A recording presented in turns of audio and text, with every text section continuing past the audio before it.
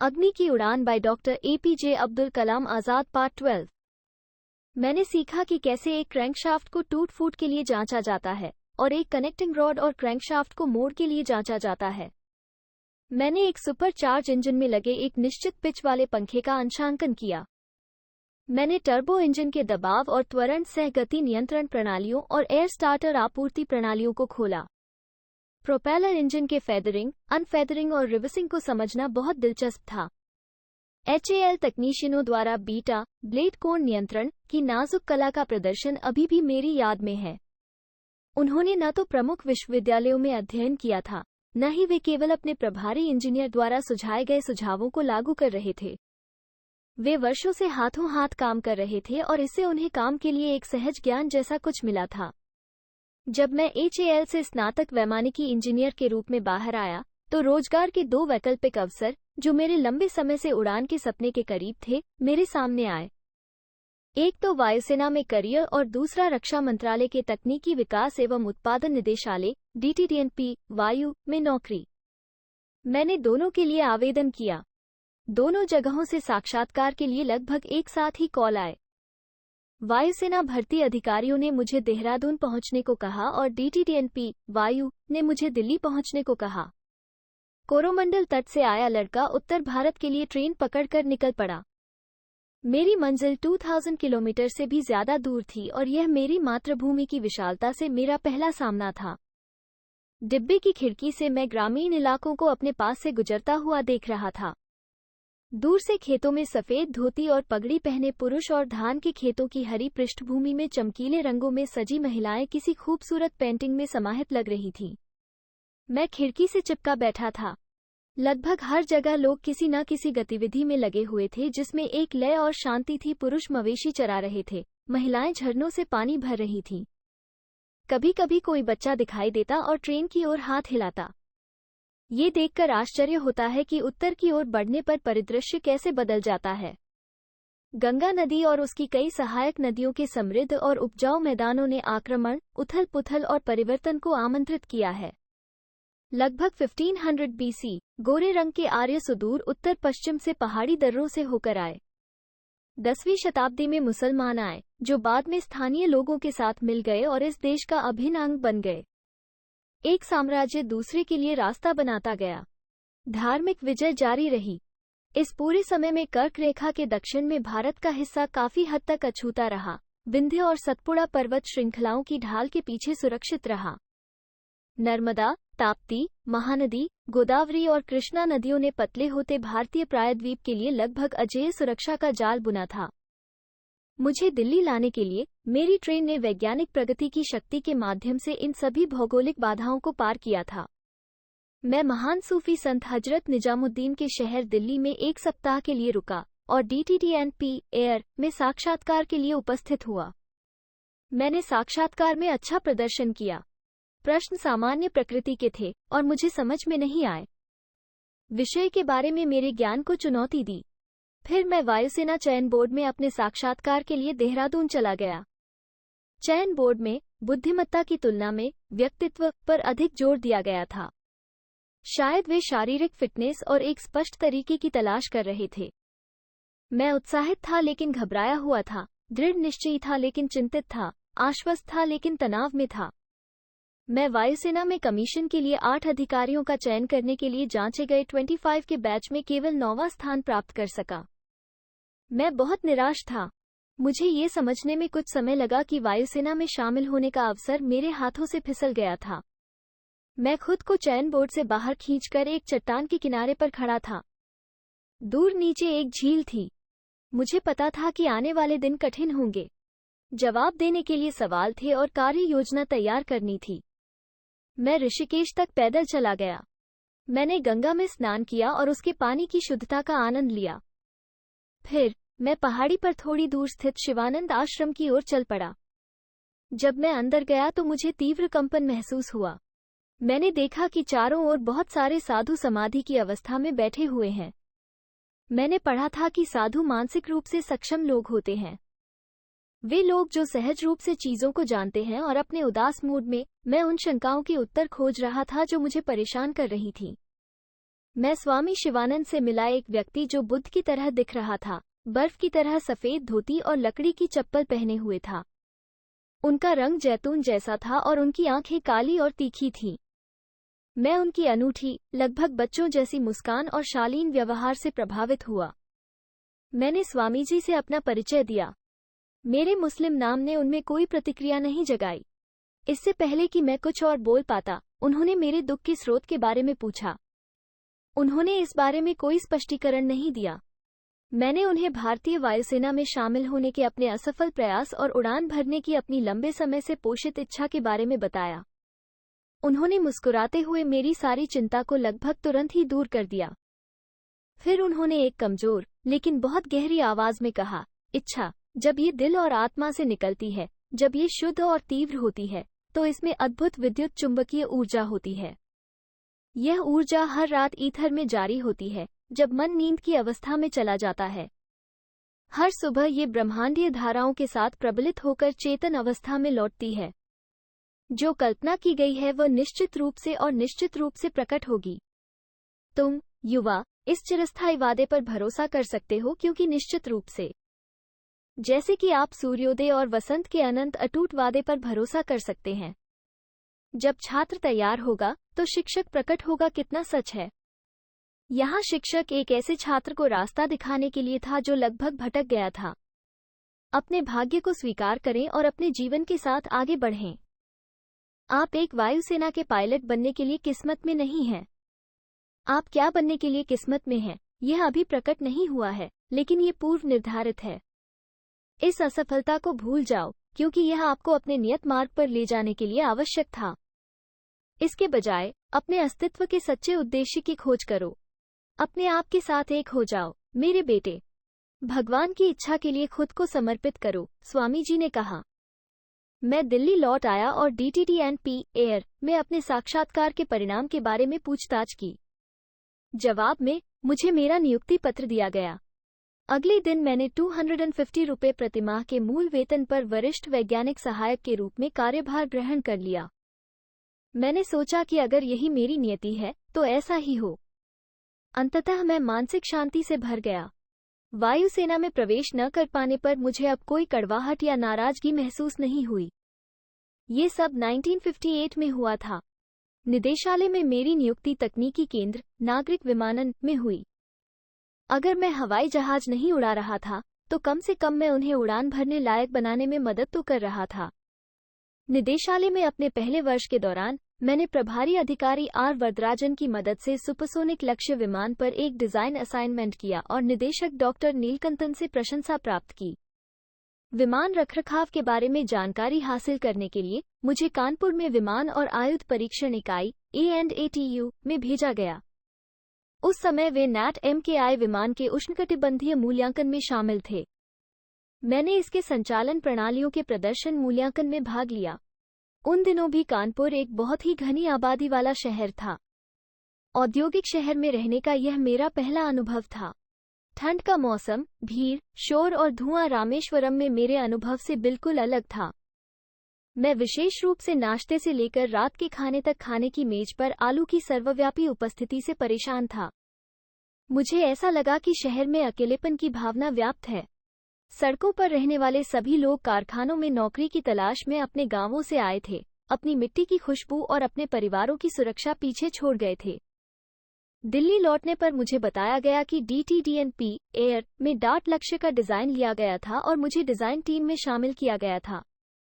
मैंने टीम के अन्य सदस्यों के साथ ये कार्य पूरा किया। फिर मैंने ह्यूमन सेंट्रीफ्यूज पर एक प्रारंभिक डिजाइन अध्ययन किया। बाद में मैंने वर्टिकल टेक ऑफ और लैंडिंग प्लेटफॉर्म का डिजाइन और विकास किया। मैं हॉट कॉकपिट के विकास और निर्माण से भी जुड़ा था। 3 साल बीत गए। फिर बेंगलुरु में एरोनॉटिकल डेवलपमेंट एस्टेब्लिशमेंट (ADE) का जन्म हुआ और मुझे नए प्रतिष्ठान में तैनात किया गया। बेंगलुरु एक शहर के रूप में कानपुर के बिल्कुल विपरीत था। वास्तव में मुझे लगता है कि हमारे देश में अपने लोगों में चरम सीमाओं को सामने लाने का एक अनोखा तरीका है। मुझे लगता है ऐसा इसलिए है क्योंकि भारतीय सदियों से चले आ रहे प्रवास से पीड़ित और समृद्ध दोनों हैं। अलग अलग शासकों के प्रति वफादारी ने एक ही निष्ठा के लिए हमारी क्षमता को कम कर दिया है।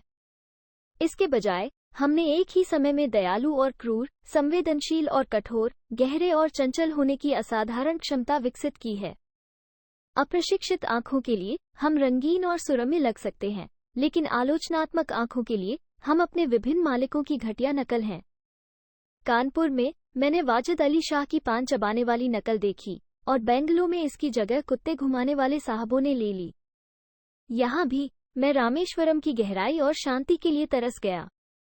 एक सांसारिक भारतीय के दिल और दिमाग के बीच का रिश्ता हमारे शहरों की विभाजित संवेदनाओं के कारण खत्म हो गया है।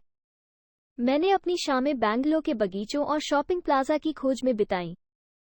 अपनी स्थापना के पहले वर्ष के दौरान एड में कार्यभार काफी हल्का था। वास्तव में मुझे पहले खुद के लिए काम जुटाना पड़ा, जब तक कि धीरे धीरे गति नहीं बन गई। ग्राउंड हैंडलिंग उपकरण पर मेरे प्रारंभिक अध्ययनों के आधार पर एक स्वदेशी होवरक्राफ्ट प्रोटोटाइप को ग्राउंड इक्विपमेंट मशीन (GEM) के रूप में डिजाइन और विकसित करने के लिए एक प्रोजेक्ट टीम बनाई गई थी। टीम एक छोटा कार्य समूह था, जिसमें वैज्ञानिक सहायक के स्तर पर 4 व्यक्ति शामिल थे। ADE के निदेशक डॉक्टर OP मेदरता ने मुझे टीम का नेतृत्व करने के लिए कहा।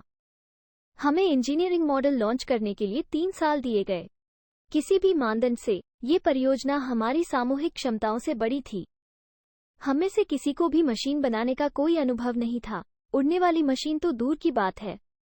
कोई डिजाइन या मानक घटक नहीं थे शुरुआत में उपलब्ध था। हम बस इतना जानते थे कि हमें एक सफल हवा से भारी उड़ने वाली मशीन बनानी थी। हमने होवरक्राफ्ट पर जितना साहित्य मिल सका पढ़ने की कोशिश की, लेकिन बहुत कुछ उपलब्ध नहीं था। हमने इस क्षेत्र में जानकार लोगों से सलाह लेने की कोशिश की, लेकिन कोई नहीं मिला। एक दिन मैंने सीमित जानकारी और उपलब्ध संसाधनों के साथ आगे बढ़ने का फैसला किया। पंखहीन, हल्की, तेज मशीन बनाने के इस प्रयास ने मेरे दिमाग की खिड़कियां खोल दी। मुझे होवरक्राफ्ट और विमान के बीच कम से कम एक प्रतीकात्मक संबंध तो तुरंत समझ में आ गया। आखिरकार राइट ब्रदर्स ने 7 साल तक साइकिल ठीक करने के बाद पहला हवाई जहाज बनाया था। मैंने जेम प्रोजेक्ट में सरलता और विकास के महान अवसर देखे। ड्राइंग बोर्ड पर कुछ महीने बिताने के बाद हम सीधे हार्डवेयर विकास में चले गए। हमेशा ये खतरा बना रहता है कि मेरी तरह की पृष्ठभूमि वाला कोई व्यक्ति ग्रामीण या छोटे शहर का, मध्यम वर्ग का, जिसके माता पिता की शिक्षा सीमित रही हो, एक कोने में सिमट कर रह जाएगा और वहीं नंगे अस्तित्व के लिए संघर्ष करता रहेगा, जब तक कि परिस्थितियों का कोई बड़ा बदलाव उसे अधिक अनुकूल वातावरण में न ले जाए। मुझे पता था कि मुझे अपने अवसर खुद बनाने होंगे। भाग दर भाग, उप प्रणाली दर उप प्रणाली, चरण दर चरण, चीजें आगे बढ़ने लगीं। इस परियोजना पर काम करते हुए मैंने सीखा कि एक बार जब आपका दिमाग एक नए स्तर पर पहुंच जाता है, तो वो कभी भी अपने मूल आयाम में वापस नहीं आता। उस समय VK कृष्ण मेनन रक्षा मंत्री थे। वो हमारी छोटी सी परियोजना की प्रगति में गहरी दिलचस्पी रखते थे, जिसे उन्होंने भारत के रक्षा उपकरणों के स्वदेशी विकास की शुरुआत के रूप में देखा था। जब भी वे बेंगलुरु में होते थे, तो वे हमेशा हमारी परियोजना की प्रगति की समीक्षा करने के लिए कुछ समय निकालते थे। हमारी क्षमता में उनके विश्वास ने हमारे उत्साह को प्रज्वलित किया। मैं असेंबली शॉप में अपनी अन्य समस्याओं को बाहर ही छोड़कर जाता था, जैसे मेरे पिता नमाज के लिए मस्जिद में प्रवेश करते थे, अपने जूते बाहर ही छोड़ देते थे। लेकिन सभी ने GEM के बारे में कृष्ण मेनन की राय को स्वीकार नहीं किया। उपलब्ध भागों और घटकों के साथ हमारे प्रयोगों ने मेरे वरिष्ठ सहयोगियों को बिल्कुल भी प्रसन्न नहीं किया। कई लोगों ने तो हमें एक असंभव सपने की खोज में लगे सन की आविष्कारकों का समूह तक कहा। मैं, नवियों का नेता होने के नाते, विशेष रूप से आकर्षक लक्ष्य था। मुझे एक और के रूप में माना जाता था, एक देहाती व्यक्ति जो मानता था कि हवा में उड़ना उसका काम है। हमारे खिलाफ राय के भार ने मेरे हमेशा आशावादी दिमाग को मजबूत किया। एड के कुछ वरिष्ठ वैज्ञानिकों की टिप्पणियों ने मुझे जॉन ट्रॉब्रिज की राइट ब्रदर्स पर 1896 में प्रकाशित प्रसिद्ध व्यंग्य कविता याद दिला दी। थिम्बल और धागे के साथ और मोम और हथौड़ा और बकल और पेंच और ऐसी सभी चीजें जो प्रतिभाशाली लोग इस्तेमाल करते हैं। पैटर्न के लिए 2 बल्ले, जिज्ञासु साथी, एक चारकोल पॉट और एक जोड़ी धौंकनी। जब परियोजना लगभग 1 साल पुरानी थी, रक्षा मंत्री कृष्ण मेनन ने एड में अपनी नियमित यात्राओं में से एक की। मैं उन्हें हमारी असेंबली शॉप में ले गया। अंदर एक मेज पर जेम मॉडल रखा हुआ था, जिसे सब असेंबली में तोड़ा गया था। यह मॉडल युद्ध क्षेत्र में इस्तेमाल के लिए एक व्यावहारिक होवरक्राफ्ट विकसित करने के लिए 1 साल के अथक प्रयासों का परिणाम था। मंत्री ने मुझ पर एक के बाद एक सवाल दागे, ये सुनिश्चित करने के लिए कि प्रोटोटाइप आने वाले वर्ष के भीतर परीक्षण उड़ान में जाएगा। उन्होंने डॉक्टर मेदिरता से कहा, कलाम के पास मौजूद गैजेट्स के साथ GEM उड़ान संभव है। होवरक्राफ्ट का नाम भगवान शिव द्वारा बैल की सवारी के नाम पर नंदी रखा गया। एक प्रोटोटाइप के लिए इसका रूप, फिट और फिनिश हमारी उम्मीद से परे था। हमारे पास जो बुनियादी ढांचा था उसे देखते हुए मैंने अपने सहयोगियों से कहा, यह एक उड़ने वाली मशीन है जिसे कुछ सनकी लोगों ने नहीं बल्कि योग्य इंजीनियरों ने बनाया है। इसे मत देखो, ये देखने के लिए नहीं बल्कि उड़ान भरने के लिए बनाया गया है। रक्षा मंत्री कृष्ण मेनन ने अपनी सुरक्षा के लिए साथ आए अधिकारियों की चिंता को दरकिनार करते हुए नंदी में उड़ान भरी। मंत्री की टोली में एक ग्रुप कैप्टन, जिसने कई हजार घंटे उड़ान भरी थी, ने मंत्री को मेरे जैसे अनुभवहीन नागरिक पायलट के साथ उड़ान भरने के संभावित खतरे से बचाने के लिए मशीन उड़ाने की पेशकश की और मुझे मशीन से बाहर आने का इशारा किया। मुझे अपनी बनाई मशीन को उड़ाने की अपनी योग्यता पर पूरा भरोसा था, इसलिए मैंने नकार में अपना सिर हिला दिया। इस शब्दहीन संचार को देखकर कृष्ण मेनन ने ग्रुप कैप्टन के अपमानजनक सुझाव को हंसते हुए खारिज कर दिया और मुझे मशीन शुरू करने का इशारा किया। वो बहुत खुश था। आपने ये दिखा दिया है कि होवरक्राफ्ट विकास की बुनियादी समस्याओं का समाधान हो गया है। अधिक शक्तिशाली प्राइम मूवर ले और दूसरी सवारी के लिए मुझे बुलाएं, कृष्ण मेनन ने मुझसे कहा। संशयी ग्रुप कैप्टन, अब एयर मार्शल, गोले बाद में मेरे अच्छे दोस्त बन गए। हमने तय समय से पहले ही परियोजना पूरी कर ली। हमारे पास एक कार्यशील होवरक्राफ्ट था जो लगभग 40 मिलीमीटर्स के एयर कुशन पर 550 किलोग्राम भार के साथ चल रहा था, जिसमें टायर वेट भी शामिल था। डॉक्टर मेदिरता इस उपलब्धि से स्पष्ट रूप से प्रसन्न थे, लेकिन इस समय तक कृष्ण मेनन पद से हट चुके थे और अपनी वादा की गई दूसरी सवारी नहीं कर सके। नए आदेश में स्वदेशी होवरक्राफ्ट के सैन्य अनुप्रयोगों के संबंध में उनके सपने को बहुत कम लोग साझा करते थे। वास्तव में आज भी हम होवरक्राफ्ट आयात करते हैं। परियोजना विवादों में फंस गई और अंततः इसे बंद कर दिया गया। यह मेरे लिए एक नया अनुभव था। अब तक मैं मानता था कि आकाश ही सीमा है, लेकिन अब ऐसा लग रहा था कि सीमाएं बहुत करीब थीं। जीवन में सीमाएं होती हैं। आप केवल इतना ही वजन उठा सकते हैं। आप केवल इतनी ही तेजी से सीख सकते हैं। आप केवल इतनी ही मेहनत कर सकते हैं। आप केवल इतनी ही दूर जा सकते हैं। मैं वास्तविकता का सामना करने के लिए तैयार नहीं था। मैंने अपना दिल और आत्मा नंदी में लगा दी थी। ये कि इसका उपयोग नहीं किया जाएगा, यह मेरी समझ से परे था। मैं निराश और भ्रमित था। भ्रम और अनिश्चितता के इस दौर में मेरे बचपन की यादें मेरे पास वापस आ गईं और मैंने उनमें नए अर्थ खोजे। पक्षी शास्त्री कहा करते थे, सत्य की खोज करो और सत्य तुम्हें मुक्त कर देगा। जैसा कि बाइबल में कहा गया है, मांगो और तुम्हें मिलेगा। ये तुरंत नहीं हुआ, लेकिन फिर भी यह हुआ। एक दिन डॉक्टर मेदिरता ने मुझे फोन किया। उन्होंने हमारे होवरक्राफ्ट की स्थिति के बारे में पूछा। जब उन्हें बताया गया कि यह उड़ान भरने के लिए बिल्कुल सही स्थिति में है, तो उन्होंने मुझे अगले दिन एक महत्वपूर्ण आगंतुक के लिए एक प्रदर्शन आयोजित करने के लिए कहा। जहां तक मुझे पता था, अगले सप्ताह प्रयोगशाला में किसी वीआईपी के आने की योजना नहीं थी। हालांकि मैंने अपने सहकर्मियों को डॉक्टर मेदिरता के निर्देशों के बारे में बताया और हमें उम्मीद की एक नई किरण महसूस हुई। अगले दिन डॉक्टर मेदिरता हमारे होवरक्राफ्ट में एक आगंतुक को लेकर आए, एक लंबा, सुंदर, दाढ़ी वाला आदमी। उसने मुझसे मशीन के बारे में कई सवाल पूछे। मैं उसकी सोच की निष्पक्षता और स्पष्टता से चकित था। क्या आप मुझे मशीन में सवारी करा सकते हैं? उसने पूछा। उसके अनुरोध ने मुझे खुशी से भर दिया। आखिरकार यहाँ कोई ऐसा व्यक्ति था जो मेरे काम में दिलचस्पी रखता था। हमने जमीन से कुछ सेंटीमीटर ऊपर होवरक्राफ्ट में 10 मिनट की सवारी की। हम उड़ नहीं रहे थे, लेकिन हवा में तैर जरूर रहे थे। आगंतुक ने मुझसे मेरे बारे में कुछ सवाल पूछे, सवारी के लिए मुझे धन्यवाद दिया और चला गया।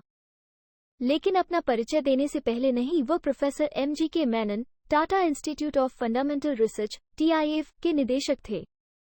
एक सप्ताह के बाद मुझे रॉकेट इंजीनियर के पद के लिए साक्षात्कार में भाग लेने के लिए भारतीय अंतरिक्ष अनुसंधान समिति INCOSPAR से कॉल आया। उस समय मुझे INCOSPAR के बारे में बस इतना पता था कि इसे भारत में अंतरिक्ष अनुसंधान आयोजित करने के लिए बॉम्बे, अब मुंबई, में TIFR प्रतिभा पूल से बनाया गया था। मैं साक्षात्कार में भाग लेने के लिए बॉम्बे गया। मैं इस बात को लेकर अनिश्चित था कि साक्षात्कार में मुझे किस तरह के सवालों का सामना करना पड़ेगा। पढ़ने या किसी अनुभवी व्यक्ति से बात करने के लिए शायद ही कोई समय था। लक्ष्मण शास्त्री की भगवद गीता से उद्धरण देते हुए आवाज मेरे कानों में गूंज उठी। सभी प्राणी मोह में जन्म लेते हैं, इच्छा और घृणा से उत्पन्न द्वंद्वों से अभिभूत हो जाते हैं। लेकिन वे पुण्य कर्म वाले लोग, जिनके पाप समाप्त हो गए हैं, द्वंद्वों के मोह से मुक्त होकर, अपनी प्रतिज्ञाओं में दृढ़ होकर मेरी पूजा करते हैं। मैंने खुद को याद दिलाया कि जीतने का सबसे अच्छा तरीका है जीतने की जरूरत न होना। सबसे अच्छा प्रदर्शन तब होता है जब आप शांत और संदेह से मुक्त होते हैं। मैंने चीजों को वैसे ही लेने का फैसला किया जैसे वे आती हैं। चूंकि न तो प्रोफेसर MGK मेनन की यात्रा और न ही साक्षात्कार के लिए बुलावा मेरी मर्जी से आया था, इसलिए मैंने फैसला किया कि यही सबसे अच्छा रवैया है। डॉक्टर विक्रम साराभाई ने प्रोफेसर MGK मेनन और श्री सराफ, जो उस समय परमाणु ऊर्जा आयोग के उप सचिव थे, के साथ मेरा साक्षात्कार लिया। जैसे ही मैं कमरे में दाखिल हुआ, मैंने उनकी गर्मजोशी और मित्रता को महसूस किया। मैं लगभग तुरंत ही डॉक्टर साराभाई की गर्मजोशी से प्रभावित हो गया। उनमें अहंकार या संरक्षणात्मक रवैया नहीं था, जो साक्षात्कारकर्ता आमतौर पर एक युवा और कमजोर उम्मीदवार से बात करते समय प्रदर्शित करते हैं। डॉक्टर साराभाई के सवालों ने मेरे मौजूदा ज्ञान या कौशल की जांच नहीं की, बल्कि वे उन संभावनाओं की खोज थे जिनसे मैं भरा हुआ था। वो मेरी ओर ऐसे देख रहे थे जैसे किसी बड़े समग्रता के संदर्भ में देख रही हूं। पूरी मुलाकात मुझे सच्चाई का एक पूरा क्षण लगा, जिसमें मेरा सपना एक बड़े व्यक्ति के बड़े सपने से घिरा हुआ था। मुझे कुछ दिन रुकने की सलाह दी गई। हालांकि अगली शाम मुझे मेरे चयन के बारे में बताया गया। मुझे INCOSPAR में रॉकेट इंजीनियर के रूप में नियुक्त किया जाना था। यह एक ऐसी सफलता थी जिसका सपना मेरे जैसे युवा ने देखा था। इनकॉस्पर में मेरा काम TIFR कंप्यूटर सेंटर में एक परिचयात्मक पाठ्यक्रम से शुरू हुआ। यहाँ का माहौल DTDNP एयर से उल्लेखनीय रूप से अलग था। लेबल बहुत कम मायने रखते थे। किसी को भी अपनी स्थिति को सही ठहराने या दूसरों की दुश्मनी का शिकार होने की कोई जरूरत नहीं थी। 1962 के उत्तरार्ध में INCOSPAR ने केरल में त्रिवेंद्रम, अब तिरुवनंतपुरम, के पास एक शांत मछली पकड़ने वाले गांव तुम्बा में इक्वेटोरियल रॉकेट लॉन्चिंग स्टेशन स्थापित करने का निर्णय लिया। अहमदाबाद स्थित भौतिक अनुसंधान प्रयोगशाला के डॉक्टर चिटनिस ने इसे उपयुक्त स्थान के रूप में देखा था, क्योंकि यह पृथ्वी की चुंबकीय भूमध्य रेखा के बहुत करीब था। ये भारत में आधुनिक रॉकेट आधारित अनुसंधान की शांत शुरुआत थी। थुम्बा में चयनित स्थल रेलवे लाइन और समुद्र तट के बीच स्थित था, जो लगेंद्रम के तत्कालीन कलेक्टर के माधवन नायर ने इस कार्य को अत्यंत चतुराईपूर्ण, शांतिपूर्ण और त्वरित तरीके से पूरा किया, जिसमें 1962 में त्रिवेंद्रम के बिशप रहे राइट रेव डॉक्टर डेरेरा का आशीर्वाद और सहयोग भी शामिल था। जल्द ही केंद्रीय लोक निर्माण विभाग CPWD के कार्यकारी इंजीनियर RD जॉन ने पूरे क्षेत्र का कायापलट कर दिया। सेंट मैरी मैगलीन चर्च में थुम्बा अंतरिक्ष केंद्र का पहला कार्यालय था। प्रार्थना कक्ष मेरी पहली प्रयोगशाला थी। बिशप का कमरा मेरा डिजाइन और ड्राइंग कार्यालय था। आज भी चर्च को उसके पूरे वैभव के साथ बनाए रखा गया है और वर्तमान में इसमें भारतीय अंतरिक्ष संग्रहालय है। इसके तुरंत बाद मुझे national aeronautics and space administration NASA के कार्य केंद्रों में साउंडिंग रॉकेट लॉन्चिंग तकनीकों पर 6 महीने के प्रशिक्षण कार्यक्रम के लिए अमेरिका जाने के लिए कहा गया। विदेश जाने से पहले मैंने कुछ समय की छुट्टी ली और रामेश्वरम, मेरे पिता मेरे पास आए अवसर के बारे में जानकर बहुत प्रसन्न हुए। वे मुझे मस्जिद ले गए और धन्यवाद में एक विशेष नमाज का आयोजन किया। मैं महसूस कर सकता था कि ईश्वर की शक्ति मेरे पिता के माध्यम से मुझ तक और फिर ईश्वर तक प्रवाहित हो रही है। हम सभी प्रार्थना के प्रभाव में थे। मेरा मानना है कि प्रार्थना का एक महत्वपूर्ण कार्य रचनात्मक विचारों को प्रेरित करना है। मन के भीतर सफल जीवन जीने के लिए आवश्यक सभी संसाधन मौजूद हैं। विचार चेतना में मौजूद होते हैं, वे सफल घटनाओं को जन्म दे सकते हैं। ईश्वर हमारे निर्माता ने हमारे मन और व्यक्तित्व में महान संभावित शक्ति और क्षमता संग्रहित की है। प्रार्थना हमें इन शक्तियों का दोहन करने और उन्हें विकसित करने में मदद करती है। अहमद जलालुद्दीन और शमसुद्दीन मुझे बॉम्बे हवाई अड्डे पर छोड़ने आए। ये बॉम्बे जैसे बड़े शहर में उनका पहला अनुभव था, ठीक वैसे ही जैसे मैं खुद न्यूयॉर्क जैसे मेगा सिटी में अपना पहला अनुभव करने वाला था। जलालुद्दीन और शमसुद्दीन आत्मनिर्भर, सकारात्मक, आशावादी व्यक्ति थे जो सफलता के आश्वासन के साथ अपना काम करते थे। इन दो व्यक्तियों से ही मैंने अपने मन की मूल रचनात्मक शक्ति प्राप्त की। मेरी भावनाओं को रोका नहीं जा सका और मैं अपनी आंखों में आंसू की धुंध महसूस कर सकता था। फिर जलालुद्दीन ने कहा, आजाद, हमने हमेशा तुमसे प्यार किया है और हम तुम पर विश्वास करते हैं। हमें हमेशा तुम पर गर्व रहेगा। मेरी क्षमताओं में उनके विश्वास की तीव्रता और पवित्रता ने मेरी आखिरी रक्षा को तोड़ दिया और मेरी आंखों में आंसू आ गए। मैंने नासा में अपना काम हैम्पटन, वर्जीनिया में लैंगली रिसर्च सेंटर (LRC) से शुरू किया। यह मुख्य रूप से उन्नत एरोस्पेस प्रौद्योगिकी के लिए एक R&D केंद्र है। LRC की मेरी सबसे ज्वलंत यादों में से एक मूर्तिकला का एक टुकड़ा है जिसमें एक सारथी 2 घोड़ों को चलाता हुआ दिखाया गया है, जिनमें से एक वैज्ञानिक अनुसंधान और दूसरा तकनीकी विकास का प्रतिनिधित्व करता है, जो रूपक रूप से अनुसंधान और विकास के बीच के अंतर्संबंध को दर्शाता है। LRC से मैं मैरीलैंड के ग्रीनबेट में Goddard space flight centre (GSFC) गया। ये केंद्र नासा के अधिकांश पृथ्वी की परिक्रमा करने वाले विज्ञान और अनुप्रयोग उपग्रहों का विकास और प्रबंधन करता है। ये सभी अंतरिक्ष मिशनों के लिए नासा के ट्रैकिंग नेटवर्क का संचालन करता है। अपनी यात्रा के अंत में मैं वर्जीनिया के ईस्ट कोस्ट में वॉलोप्स द्वीप पर वॉलोप्स फ्लाइट सुविधा गया। ये स्थान नासा के साउंडिंग रॉकेट कार्यक्रम का आधार था। यहाँ मैंने रिसेप्शन लॉबी में प्रमुखता से प्रदर्शित एक पेंटिंग देखी। इसमें युद्ध का दृश्य दिखाया गया था, जिसकी पृष्ठभूमि में कुछ रॉकेट उड़ रहे थे। इस थीम वाली पेंटिंग फ्लाइट फैसिलिटी में सबसे आम चीज होनी चाहिए, लेकिन पेंटिंग ने मेरा ध्यान खींचा क्योंकि रॉकेट लॉन्च करने वाले सैनिक गोरे नहीं थे, बल्कि गहरे रंग के थे, जिनमें दक्षिण एशिया में पाए जाने वाले लोगों की नस्लीय विशेषताएं थीं। एक दिन मेरी जिज्ञासा मुझ पर हावी हो गई और मैं पेंटिंग की ओर खींचा चला गया। ये टीपू सुल्तान की सेना थी जो अंग्रेजों से लड़ रही थी। पेंटिंग में एक ऐसे तथ्य को दर्शाया गया था जिसे टीपू के अपने देश में भुला दिया गया था, लेकिन ग्रह के दूसरी ओर इसका स्मरण किया जाता है। मुझे नासा द्वारा युद्ध रॉकेटरी के नायक के रूप में एक भारतीय को महिमामंडित करते हुए देखकर खुशी हुई।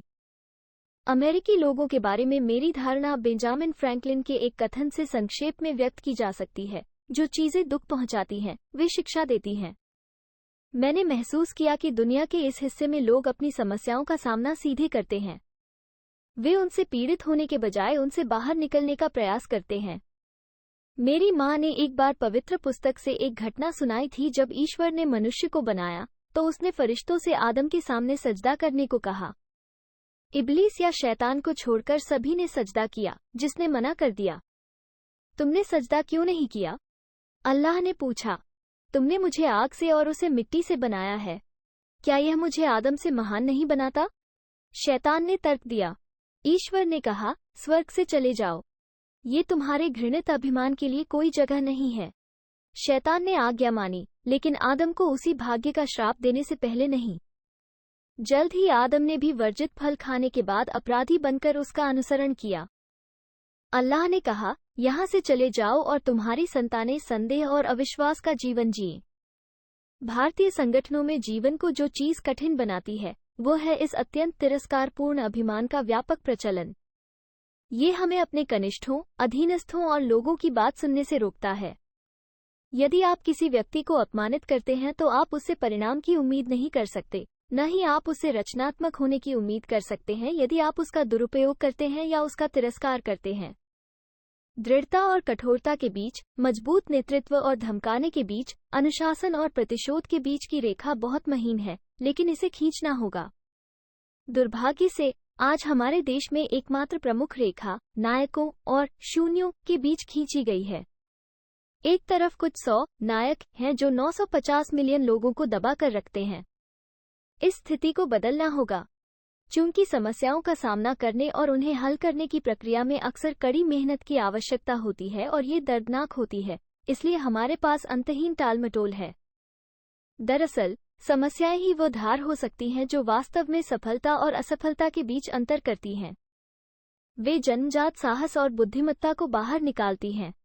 जैसे ही मैं नासा से लौटा, भारत का पहला रॉकेट लॉन्च 21 नवंबर 1963 को हुआ। यह नासा में बना एक साउंडिंग रॉकेट था, जिसे नाइक अपाचे कहा जाता था। रॉकेट को चर्च की इमारत में इकट्ठा किया गया था, जिसका मैंने पहले उल्लेख किया है।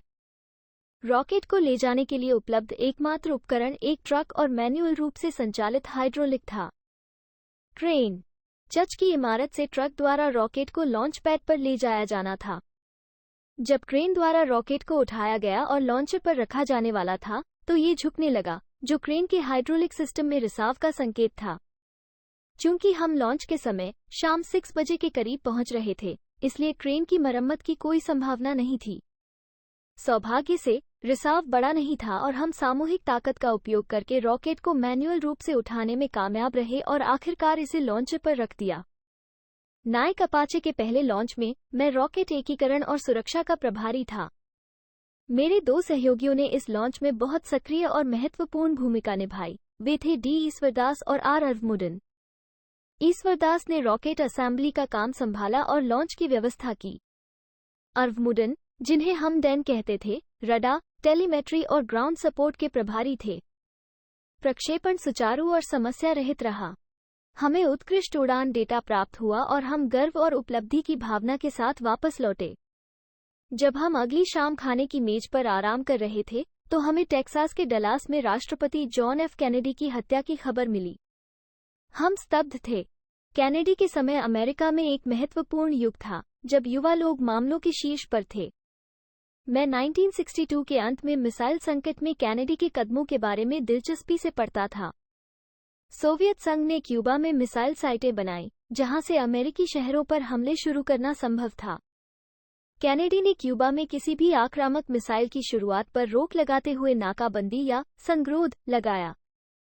अमेरिका ने पश्चिमी गोलार्ध में किसी भी देश पर क्यूबा से किसी भी सोवियत परमाणु हमले का जवाब यूएसएसआर के खिलाफ जवाबी कार्रवाई करके देने की धमकी भी दी।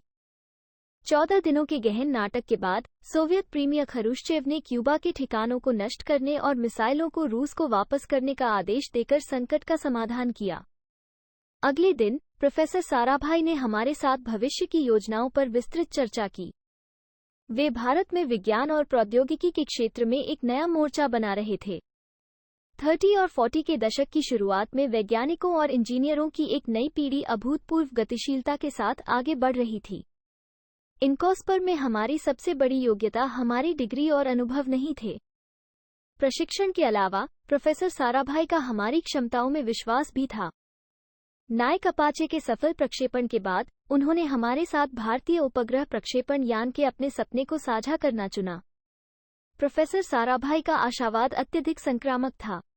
उनके थुम्बा आने की खबर से ही लोगों में उत्साह भर जाता था और सभी प्रयोगशालाएं, कार्यशालाएं और डिजाइन कार्यालय निरंतर गतिविधि से गुलजार हो जाते थे।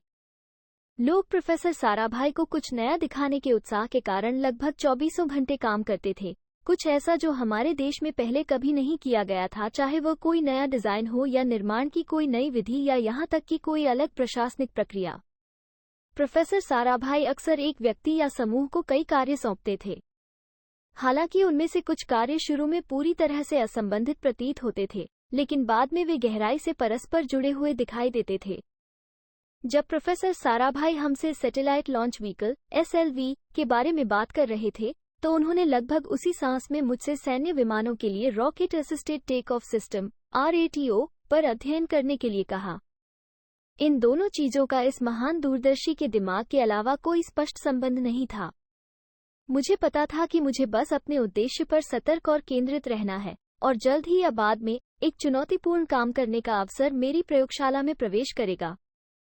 प्रोफेसर साराभाई हमेशा नए तरीकों को आजमाने के लिए तैयार रहते थे और युवा लोगों को आकर्षित करना पसंद करते थे। उनके पास वह ज्ञान और निर्णय था जो उन्हें न केवल ये समझने में सक्षम बनाता था कि क्या कोई चीज अच्छी तरह से की गई है, बल्कि यह भी कि कब रुकने का समय है। मेरी राय में वह एक आदर्श प्रयोगकर्ता और नवप्रवर्तक थे। जब हमारे सामने वैकल्पिक कार्यवाही के रास्ते होते थे, जिनके परिणाम की भविष्यवाणी करना या विभिन्न दृष्टिकोणों में सामंजस्य बिठाना मुश्किल होता था, तो प्रोफेसर साराभाई समस्या के समाधान के लिए प्रयोग का सहारा लेते थे। 1963 में INCOSPAR में ठीक यही स्थिति थी। युवा, अनुभवहीन लेकिन फिर भी ऊर्जावान और उत्साही व्यक्तियों के एक समूह को सामान्य रूप से विज्ञान और प्रौद्योगिकी के क्षेत्र में और विशेष रूप से अंतरिक्ष अनुसंधान में आत्मनिर्भरता की भावना को मूर्त रूप देने का काम दिया गया था। यह विश्वास द्वारा नेतृत्व का एक बेहतरीन उदाहरण था। रॉकेट लॉन्च साइट बाद में Thumba equatorial rocket launch station TERLS में विकसित हुई। TERLS की स्थापना फ्रांस, USA और USSR के सक्रिय सहयोग से की गई थी। अंतरिक्ष कार्यक्रम के संस्थापक प्रोफेसर विक्रम साराभाई ने चुनौती के पूरे निहितार्थ को समझा था और इसे स्वीकार करने में पीछे नहीं हटे थे। जिस दिन से INCOSPAR का गठन हुआ, उसी दिन से वे एक एकीकृत राष्ट्रीय अंतरिक्ष कार्यक्रम आयोजित करने की आवश्यकता से अवगत थे, जिसमें रॉकेट और प्रक्षेपण सुविधाओं के निर्माण के लिए उपकरण स्वदेशी रूप से विकसित और उत्पादित किए गए थे। इस दृष्टि से रॉकेट ईंधन, प्रणोदन प्रणाली, वैमानिकी, एरोस्पेस सामग्री, उन्नत निर्माण तकनीक, रॉकेट मोटर इंस्ट्रूमेंटेशन, नियंत्रण और मार्गदर्शन प्रणाली, टेलीमेट्री, ट्रैकिंग सिस्टम और अंतरिक्ष में प्रयोग के लिए वैज्ञानिक उपकरणों में वैज्ञानिक और तकनीकी विकास के लिए एक व्यापक कार्यक्रम अहमदाबाद में अंतरिक्ष विज्ञान और प्रौद्योगिकी केंद्र और भौतिक अनुसंधान प्रयोगशाला में शुरू किया गया था।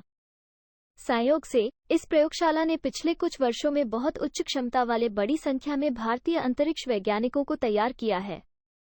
हालांकि भारतीय एरोस्पेस कार्यक्रम की वास्तविक यात्रा रोहिणी साउंडिंग रॉकेट RSR कार्यक्रम से शुरू हुई थी। वो क्या है जो एक साउंडिंग रॉकेट को सैटेलाइट लॉन्च व्हीकल SLV और मिसाइल से अलग करता है? वास्तव में वे 3 अलग अलग प्रकार के रॉकेट हैं। साउंडिंग रॉकेट का उपयोग आमतौर पर वायुमंडल के ऊपरी क्षेत्रों सहित निकट पृथ्वी के वातावरण की जांच के लिए किया जाता है, जबकि वे विभिन्न प्रकार के वैज्ञानिक पेलोड को कई ऊंचाइयों तक ले जा सकते हैं। वे पेलोड की कक्षा में आवश्यक अंतिम वेग प्रदान नहीं कर सकते हैं। दूसरी ओर, एक लॉन्च वाहन को एक तकनीकी पेलोड या उपग्रह को कक्षा में इंजेक्ट करने के लिए डिजाइन किया गया है। एक लॉन्च वाहन का अंतिम चरण एक उपग्रह को कक्षा में प्रवेश करने के लिए आवश्यक वेग प्रदान करता है। यह एक जटिल ऑपरेशन है जिसके लिए ऑन बोर्ड मार्गदर्शन और नियंत्रण प्रणाली की आवश्यकता होती है। एक मिसाइल, हालांकि एक ही परिवार से संबंधित है, एक और भी अधिक जटिल प्रणाली है। बड़े टर्मिनल वेग और ऑनबोर्ड मार्गदर्शन और नियंत्रण के अलावा इसमें लक्ष्यों पर निशाना साधने की क्षमता भी होनी चाहिए। जब लक्ष्य तेज गति से आगे बढ़ रहे हों और युद्धाभ्यास करने में सक्षम हों, तो मिसाइल को लक्ष्य ट्रैकिंग कार्यों को करने की भी आवश्यकता होती है। RSR कार्यक्रम भारत में वैज्ञानिक जांच के लिए साउंडिंग रॉकेट और उनके संबंधित ऑन बोर्ड सिस्टम के विकास और निर्माण के लिए जिम्मेदार था। इस कार्यक्रम के तहत एक परिवार ऑपरेशनल साउंडिंग रॉकेट विकसित किए गए। इन रॉकेटों में व्यापक क्षमताएं थीं और आज तक इनमें से कई सैकड़ों रॉकेट विभिन्न वैज्ञानिक और तकनीकी अध्ययनों के लिए लॉन्च किए जा चुके हैं। मुझे अभी भी याद है कि पहले रोहिणी रॉकेट में मात्र 32 किलोग्राम वजन वाला एक ठोस प्रणोदन मोटर था। इसने नामात्र 7 किलोग्राम पेलोड को लगभग 10 किलोमीटर की ऊंचाई तक पहुंचाया। इसके तुरंत बाद एक और रॉकेट बनाया गया, जिसमें एक और ठोस प्रणोदक चरण जोड़ा गया, जिससे लगभग 100 किलोग्राम वजन वाले बहुप्रयोग पेलोड को 350 किलोमीटर से अधिक की ऊंचाई तक पहुंचाया जा सका। इन रॉकेटों के विकास के परिणामस्वरूप साउंडिंग रॉकेट के साथ साथ उनके प्रणोदकों के उत्पादन में पूरी तरह से स्वदेशी क्षमता विकसित हुई। इस कार्यक्रम ने देश में पॉलीयूरेथेन और पॉलीब्यूटेन पॉलीमर पर आधारित बहुत उच्च प्रदर्शन वाले ठोस प्रणोदकों के उत्पादन की तकनीक लाई। इसके परिणामस्वरूप बाद में रॉकेट इंजन के लिए आवश्यक रणनीतिक रसायनों के निर्माण के लिए एक प्रणोदक ईंधन परिसर PFC और प्रणोदकों के उत्पादन के लिए एक रॉकेट प्रणोदक संयंत्र RPP की स्थापना हुई। 20वीं सदी में भारतीय रॉकेटों के विकास को 18वीं सदी के टीपू सुल्तान के सपने के पुनरुत्थान के रूप में देखा जा सकता है। जब टीपू सुल्तान की हत्या हुई, तो अंग्रेजों ने 1799 में तुरुखानहल्ली की लड़ाई में 700 से ज्यादा रॉकेट और 900 रॉकेटों के सबसिस्टम पर कब्जा कर लिया। उनकी सेना में 27 ब्रिगेड थी, जिन्हें कुशून कहा जाता था, और हर ब्रिगेड में रॉकेटमैन की एक कंपनी होती थी, जिसे जॉर्क्स कहा जाता था। इन रॉकेटों को विलियम कांग्रेव इंग्लैंड ले गए थे और अंग्रेजों ने उन्हें उस प्रक्रिया से गुजारा जिसे आज हम रिवर्स इंजीनियरिंग कहते हैं।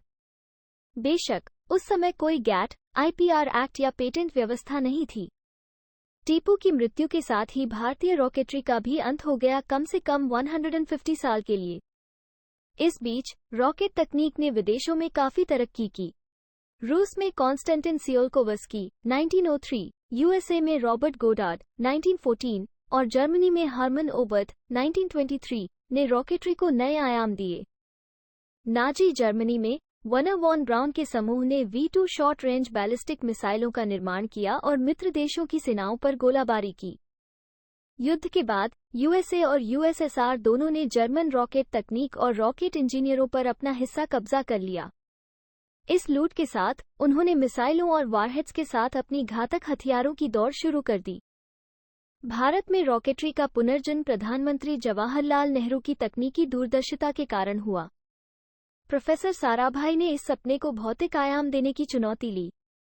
बहुत से ऐसे लोग थे जिनकी दूरदर्शिता कम थी और उन्होंने एक नए स्वतंत्र राष्ट्र में अंतरिक्ष गतिविधियों की प्रासंगिकता पर सवाल उठाए, जिसे अपनी आबादी का पेट पालना मुश्किल लग रहा था। लेकिन न तो प्रधानमंत्री नेहरू और न ही प्रोफेसर साराभाई के पास उद्देश्य को लेकर कोई अस्पष्टता थी। उनका दृष्टिकोण बहुत स्पष्ट था। यदि भारतीयों को राष्ट्रों के समुदाय में एक सार्थक भूमिका निभानी है, तो उन्हें अपने वास्तविक जीवन की समस्याओं के लिए उन्नत तकनीकों के अनुप्रयोग में किसी से पीछे नहीं रहना चाहिए। उनका इरादा इसे केवल अपनी ताकत दिखाने के साधन के रूप में उपयोग करने का नहीं था। तुम्बा में अपनी लगातार यात्राओं के दौरान प्रोफेसर साराभाई पूरी टीम के साथ काम की प्रगति की खुले तौर पर समीक्षा करते थे। उन्होंने कभी निर्देश नहीं दिए, बल्कि विचारों के मुक्त आदान प्रदान के माध्यम से उन्होंने हमें नए क्षेत्र में आगे बढ़ाया, जो अक्सर एक अप्रत्याशित समाधान को प्रकट करता था। शायद उन्हें पता था कि हालांकि एक विशेष लक्ष्य उनके लिए स्पष्ट हो सकता है और वे इसकी पूर्ति के लिए पर्याप्त निर्देश दे सकते हैं, लेकिन उनकी टीम के सदस्य ऐसे लक्ष्य की ओर काम करने से बच सकते हैं जो उनके लिए कोई मायने नहीं रखता। वे समस्या की सामूहिक समझ को प्रभावी नेतृत्व का मुख्य गुण मानते थे। उन्होंने एक बार मुझसे कहा, देखिए, मेरा काम निर्णय लेना है, लेकिन ये देखना भी उतना ही महत्वपूर्ण है कि ये निर्णय मेरी टीम के सदस्यों द्वारा स्वीकार किए जाएं। वास्तव में प्रोफेसर साराभाई ने कई निर्णय लिए जो कई लोगों के जीवन का मिशन बन गए। हम अपने रॉकेट, अपने सैटेलाइट लॉन्च व्हीकल SLV और अपने सैटेलाइट बनाएंगे, और यह एक एक करके नहीं बल्कि एक साथ बहुआयामी तरीके से किया जाएगा। साउंडिंग रॉकेट के लिए पेलोड के विकास में एक निश्चित पेलोड प्राप्त करने और फिर उसे रॉकेट में फिट करने के लिए इंजीनियरिंग करने के बजाय, हमने विभिन्न संगठनों और विभिन्न स्थानों पर काम कर रहे पेलोड वैज्ञानिकों के साथ इस मामले पर विस्तार से चर्चा की। मैं ये भी कह सकता हूं कि साउंडिंग रॉकेट कार्यक्रम की सबसे महत्वपूर्ण उपलब्धि राष्ट्रव्यापी आपसी विश्वास स्थापित करना और उसे बनाए रखना था। शायद यह महसूस करते हुए कि मैं अपने वैध अधिकार का उपयोग करने के बजाय लोगों को उनके कहे अनुसार करने के लिए राजी करना पसंद करता हूं। प्रो साराभाई ने मुझे पेलोड वैज्ञानिकों को इंटरफेस सहायता प्रदान करने का कार्य सौंपा। भारत में लगभग सभी भौतिक प्रयोगशालाएं साउंडिंग रॉकेट कार्यक्रम में शामिल थीं, जिनमें से प्रत्येक का अपना मिशन, अपना उद्देश्य और अपना पेलोड था। इन पेलोड को रॉकेट संरचना में एकीकृत करने की आवश्यकता थी ताकि उड़ान की स्थितियों के तहत उनकी उचित कार्यप्रणाली और धीरज सुनिश्चित हो सके। हमारे पास तारों को देखने के लिए एक्स-रे पेलोड थे, ऊपरी वायुमंडल की गैस संरचना का विश्लेषण करने के लिए रेडियो फ्रीक्वेंसी मास स्पेक्ट्रोमीटर से सुसज्जित पेलोड, हवा की स्थिति, उसकी दिशा और वेग का पता लगाने के लिए सोडियम पेलोड। हमारे पास वायुमंडल की विभिन्न परतों का पता लगाने के लिए आयनोस्फेरिक पेलोड भी थे। मुझे न केवल TIFR, राष्ट्रीय भौतिक प्रयोगशाला और भौतिक अनुसंधान प्रयोगशाला के वैज्ञानिकों के साथ बातचीत करनी पड़ी, बल्कि USA, USSR, फ्रांस, जर्मनी और जापान के पेलोड वैज्ञानिकों के साथ भी बातचीत करनी पड़ी। मैं अक्सर खलील जिब्रान को पढ़ता हूं और हमेशा उनके शब्दों को ज्ञान से भरा हुआ पाता हूं। प्यार के बिना पकाई गई रोटी एक कड़वी रोटी है जो केवल आधे आदमी की भूख को शांत करती है। जो लोग अपने दिल से काम नहीं कर सकते हैं वे केवल एक खोखली, आधी अधूरी सफलता प्राप्त करते हैं जो चारों ओर कड़वाहट पैदा करती है। यदि आप एक लेखक हैं जो गुप्त रूप से वकील या डॉक्टर बनना पसंद करते हैं, तो आपके लिखे शब्द आपके पाठकों की आधी भूख को शांत करेंगे। यदि आप एक शिक्षक हैं जो एक व्यवसायी बनना पसंद करते हैं, तो आपके निर्देश आपके छात्रों की ज्ञान की आधी आवश्यकता को पूरा करेंगे। यदि आप एक वैज्ञानिक हैं जो विज्ञान से नफरत करते हैं, तो आपका प्रदर्शन आपके मिशन की आधी जरूरतों को पूरा करेगा। चौकोर छेद में गोल खूंटी होने से जो व्यक्तिगत नाखुशी और परिणाम प्राप्त करने में विफलता आती है, वो किसी भी तरह से नई नहीं है। लेकिन प्रोफेसर ओडा और सुधाकर जैसे इसके अपवाद भी हैं, जो अपने व्यक्तिगत चरित्र, व्यक्तित्व, आंतरिक उद्देश्यों और शायद अपने दिल में बसे सपनों के आधार पर अपने काम में जादू का एक निजी स्पर्श लाते हैं। वे अपने काम से इतने भावनात्मक रूप से जुड़ जाते हैं कि उनके प्रयास की सफलता में कोई भी कमी उन्हें दुख से भर देती है। प्रोफेसर ओडा जापान के अंतरिक्ष और वैमानिकी विज्ञान संस्थान के एक एक्स-रे पेलोड वैज्ञानिक थे। मैं उन्हें एक छोटे कद के व्यक्ति के रूप में याद करता हूँ, जिनका व्यक्तित्व बहुत ऊंचा था और उनकी आंखें बुद्धिमत्ता से चमकती थीं। अपने काम के प्रति उनका समर्पण अनुकरणीय था। वे ISAS से एक्स-रे पेलोड लाते थे, जो एक्स-रे पेलोड के साथ मिलकर काम करते थे। प्रोफेसर UR राव द्वारा निर्मित मेरी टीम द्वारा रोहिणी रॉकेट के नोज कोन में फिट करने के लिए इंजीनियर किया जाएगा। 150 किलोमीटर की ऊंचाई पर नोज कोन को इलेक्ट्रॉनिक टाइमर द्वारा ट्रिगर किए गए पायरोस के विस्फोट से अलग किया जाएगा। इसके साथ सितारों से उत्सर्जन के बारे में आवश्यक जानकारी एकत्र करने के लिए एक्स-रे सेंसर अंतरिक्ष में उजागर होंगे। प्रोफेसर ओडा और प्रोफेसर राव एक साथ बुद्धिमत्ता और समर्पण का एक अनूठा मिश्रण थे, जो शायद ही कभी देखने को मिलता है। एक दिन जब मैं अपने टाइमर उपकरणों के साथ प्रोफेसर ओडा के पेलोड के एकीकरण पर काम कर रहा था, तो उन्होंने जापान से लाए गए टाइमर का उपयोग करने पर जोर दिया। मुझे वे कमजोर लगे, लेकिन प्रोफेसर ओडा अपने रुख पर अड़े रहे कि भारतीय टाइमर को जापानी लोगों द्वारा प्रतिस्थापित किया जाना चाहिए। मैंने उनके सुझाव को स्वीकार कर लिया और टाइमर बदल दिए। रॉकेट ने शानदार ढंग से उड़ान भरी और इच्छित ऊंचाई तक पहुंच गया। लेकिन टेलीमेट्री सिग्नल ने टाइमर की खराबी के कारण मिशन की विफलता की सूचना दी। प्रोफेसर ओडा इतने परेशान थे कि उनकी आंखों में आंसू आ गए। मैं प्रोफेसर ओडा की प्रतिक्रिया की भावनात्मक तीव्रता से दंग रह गया। उन्होंने स्पष्ट रूप से अपने काम में अपना दिल और आत्मा लगा दी थी। सुधाकर पेलोड तैयारी प्रयोगशाला में मेरे सहयोगी थे। प्री लॉन्च शेड्यूल के हिस्से के रूप में हम खतरनाक सोडियम और थमाइट मिश्रण को भर रहे थे और दूर से दबा रहे थे। हमेशा की तरह थुम्बा में यह एक गर्म और आर्द्र दिन था। छठे ऐसे ऑपरेशन के बाद सुधाकर और मैं मिश्रण के उचित भरने की पुष्टि करने के लिए पेलोड रूम में गए। अचानक उनके माथे से पसीने की एक बूंद सोडियम पर गिर गई, और इससे पहले कि हम समझ पाते कि क्या हो रहा है, एक हिंसक विस्फोट हुआ जिसने कमरे को हिला दिया। कुछ सेकंड के लिए मुझे नहीं पता था कि क्या करना है। आग फैल रही थी और पानी सोडियम की आग को नहीं बुझा सकता था। इस आग में फंसे सुधाकर ने हालांकि अपना होश नहीं खोया। उसने अपने नंगे हाथों से खिड़की का शीशा तोड़ा और खुद कूदने से पहले मुझे सुरक्षित बाहर फेंक दिया। मैंने कृतज्ञता में सुधाकर के खून बहते हाथों को छुआ। वो अपने दर्द के बावजूद मुस्कुरा रहा था। सुधाकर ने कई सप्ताह अस्पताल में बिताए ताकि वो गंभीर रूप से जले हुए घावों से उबर सके। TERLS में मैं रॉकेट तैयारी गतिविधियों, पेलोड असेंबली, परीक्षण और मूल्यांकन के अलावा पेलोड हाउसिंग और जेटिसनेबल नोज कोन जैसे सबसिस्टम बनाने में शामिल था। नोज कोन के साथ काम करने से एक स्वाभाविक परिणाम के रूप में मैं मिश्रित सामग्रियों के क्षेत्र में आ गया।